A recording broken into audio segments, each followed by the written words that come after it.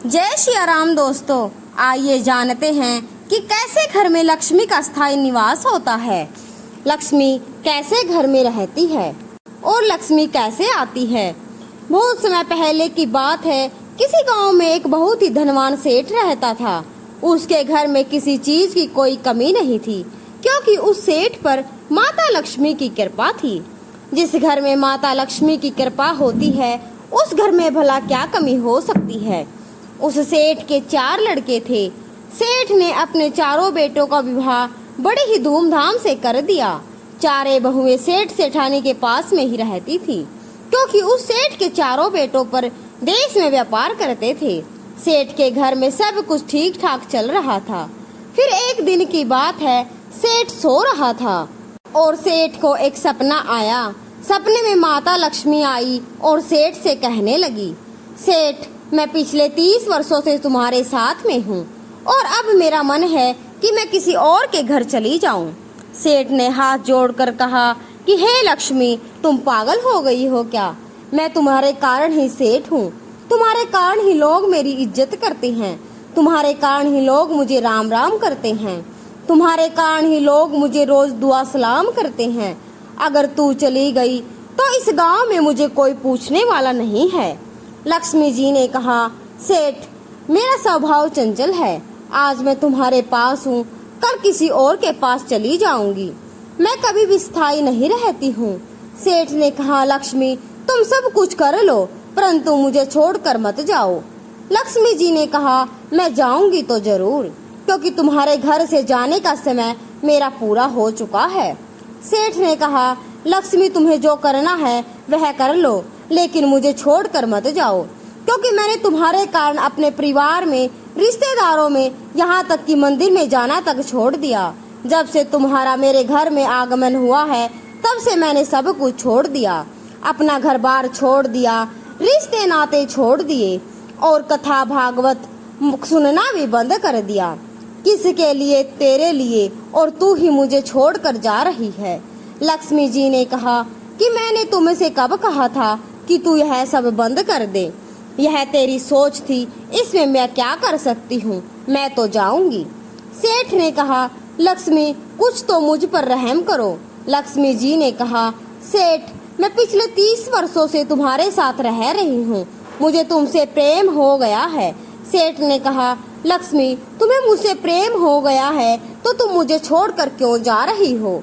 लक्ष्मी जी ने कहा, प्रेम में थोड़ा विरह रहे तो और जाना आनंद आता है, इसलिए मेरा जाना जरूरी है। इधर सेठ हाथ जोड़कर रो रहा था और गिड़गिड़ा रहा था। फिर लक्ष्मी जी ने कहा, सेठ, चल, मैं तुझे जाते जाते एक वरदान देना चाहती हूँ। सेठ ने कहा, सच में तुम मुझे एक वरदान देना चाहती हो? लक्ष्मी ने कहा, हाँ, सच में मैं तुम्हें एक वरदान देना चाहती हूँ। मांगो, तुम क्या मांगना चाहते हो? तुम्हारी जो भी इच्छा हो वह मुझसे मांग लो, मैं तुम्हारी इच्छा अवश्य पूर्ण करूँगी। सेठ यह सुनकर बड़ा खुश हुआ। उसने अपने मन में सोचा कि एक वरदान में तो मैं निहाल हो जाऊंगा। सेठ ने कहा, मुझे 1 दिन की मोहलत दे दो। लक्ष्मी ने कहा, ठीक है, मैं तुम्हें 1 दिन की मोहलत देती हूँ, मगर ध्यान रखना, कल मैं तुम्हारे घर से चली जाऊंगी। सेठ सुबह नींद से जगा पर जाकर अपनी चारों बहुओं को पास बुलाया और कहने लगा, बेटियों, लगता है अब हमारे बुरे दिन आने वाले हैं। चारों बहुओं ने कहा, पिताजी, अचानक ऐसा क्या हुआ है जो आप ऐसी बातें कर रहे हैं? आज आपका चेहरा इतना उदास क्यों है? आपके चेहरे पर यह उदासी की लकीरें क्यों छाई हुई हैं? सेठ ने कहा, बेटी, रात को मेरे सपने में साक्षात लक्ष्मी जी आई थी और लक्ष्मी जी ने कहा है कि कल मैं तुम्हारा घर छोड़कर जा रही हूँ। बेटी, कल से हमें कौन सेठ कहेगा? धीरे धीरे हमारा यह महल बिक जाएगा, सारा धंधा चौपट हो जाएगा, हम सड़क पर आ जाएंगे। बहू ने कहा, तो हमें क्या करना चाहिए पिताजी? सेठ ने कहा, जाते जाते लक्ष्मी जी हमें एक वरदान देना चाहती है। सेठ ने अपनी बड़ी बहू से पूछा, बहू, तुम सबसे बड़ी हो, बताओ मैं लक्ष्मी जी से क्या वरदान मांगूं? मैं तुमसे सलाह लेना चाहता हूँ। बड़ी बहू ने कहा, पिताजी, लक्ष्मी जी से कहना कि तुम जा रही हो तो चली जाओ, लेकिन जाते जाते एक काम करो, एक सोने से भरा हुआ संदूक देती जाओ। सेठ ने कहा ठीक है। फिर सेठ ने दूसरी बहू से कहा, बेटी तू बता मैं लक्ष्मी से क्या वरदान मांगूं। फिर उसने कहा, पिताजी मैं क्या बोलूं, बड़ी भाभी जो कह रही हो वही मांग लो। सेठ ने कहा, नहीं बेटी तू भी तो बता, मैं तुम्हारी सलाह लेना चाहता हूँ। फिर उसने कहा, पिताजी सोने से भरा संदूक तो कुछ ही वर्षों में खत्म हो जाएगा, आप लक्ष्मी जी से पारस पत्थर मांग लेना। सेठ ने कहा ठीक है। फिर सेठ ने तीसरी बहू से कहा, बेटी तुम बताओ मैं लक्ष्मी जी से वरदान में क्या मांगूं। फिर उसने कहा, पिताजी पारस पत्थर को तो रहने दो, आप लक्ष्मी जी से सोने की एक ऐसी ईंट मांग लेना जो कभी खत्म ना हो, हम उससे अपना जीवन गुजार लेंगे। सेठ ने कहा ठीक है। फिर सेठ ने सबसे छोटी वाली बहू से पूछा, बेटी तुम बताओ मैं लक्ष्मी से क्या वरदान मांगूं। फिर उसने कहा, पिताजी मुझसे सलाह मत लो। सेठ ने कहा क्यों? उसने कहा क्योंकि मैं सबसे छोटी हूँ, मैं क्या जानूं। सेठ ने कहा तू छोटी है तो क्या हुआ, तू इस घर की सदस्य है, इस घर की बहू है, तेरा भी हक है। मैं मानूं या ना मानूं तू अपनी सलाह दे।